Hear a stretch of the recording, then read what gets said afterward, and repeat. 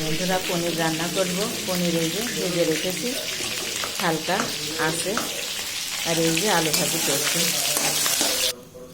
জিরে তেজপাতা ফোড়ন দিলাম, দিয়ে আর এই যে আলু ভেজে রেখেছিলাম, এর সাথে ঝালও ভেজে রেখেছিলাম, এটা আবার দিয়ে দিলাম। একটু জল দিয়ে দিলাম হালকা নোনাশ করার জন্য। এই যে লবণ দিলাম, হলুদ দিলাম পরিমাণ মতো চিনি দিলাম, আদা জিরে বাটা দিলাম। আদা জিরে বাটা দিয়ে এবার ঢেকে দিলাম। অল্প আঁচে নোনাশ করে নিলাম। এবার জল দিয়ে দেব। ফুটে উঠেছে, এবার পনিরগুলো ঢেলে দেবো। ফুটছে, এই যে এবার গরম মশলা ঢেলে দিচ্ছি। এই যে বন্ধুরা রান্না হয়ে গেছে, একটুখানি ফুটলেই নামাই ফেলবো।